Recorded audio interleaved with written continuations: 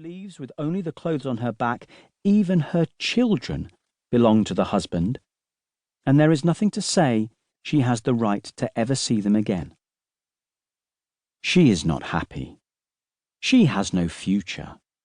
She smiles because it is a reflex, and she has been taught her lines so well. You say this about the one who agonizes in his bed, and then passes on suddenly because no one knew how sick he was. He was not peaceful, but his disease was undiagnosed, so it had no name and therefore did not exist. I sense so much possibility. You sense it because you are used to another life. You have money, but will you sense possibility when your money runs out? Even if it does run out, you can take your suitcase, fill it with your things, and return to that other country.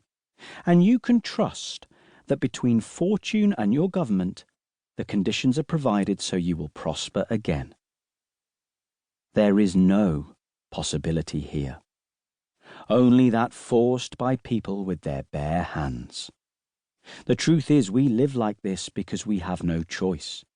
And if given a choice, we would choose to live our lives according to the pattern you live by overseas.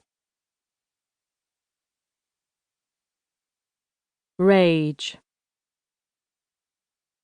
Jamila was at breakfast. Her mother and aunt sat opposite her, and they broke the conversation to have a bite. It was a temporary ceasefire, and now was the time to regroup her troops. Her best defence was silence and to avoid their eyes. If her eyes met theirs, they would sense her uncertainty and redouble their attacks. It did not matter how many times they did this.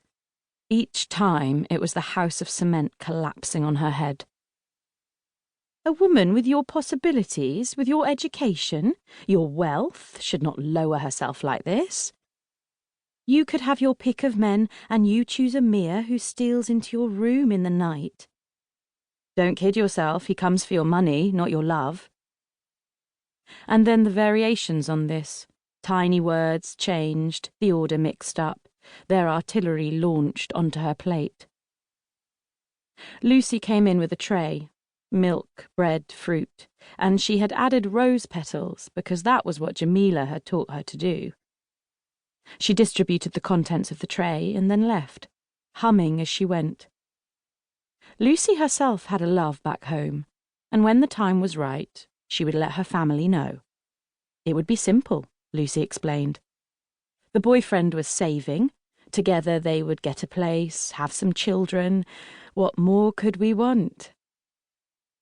Jamila thought of Amir, of how she used every weapon in the book to make him believe their love had a future, that, world aside, they had a hope. Most nights he nodded his agreement, not because they were on the same page, but to keep the peace.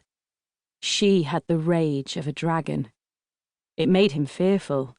It made him come alive. He kissed her and said, "Be at peace. We still have the night." Her mother poured milk in the tea, even though Jamila had repeatedly said she did not want milk in her tea. Jamila grabbed the tray and launched it out the window and waited for the crash. Then there was silence, and she decided it was time for a quiet cigarette outside. Freedom. Once, Jamila had believed that if she left, she would be free at last. So she left, but she carried the stupidity of their world inside her. Once, she believed if she had enough money, they would leave her alone, but no matter how high she built the fortress walls, they were family and they wormed their way in with a trick and a plea. Once, she believed she could move across the world, and there at last she would be left alone. Alas, they followed her and said, "Did you think you'd get away so easily?" Once she believed in freedom, but now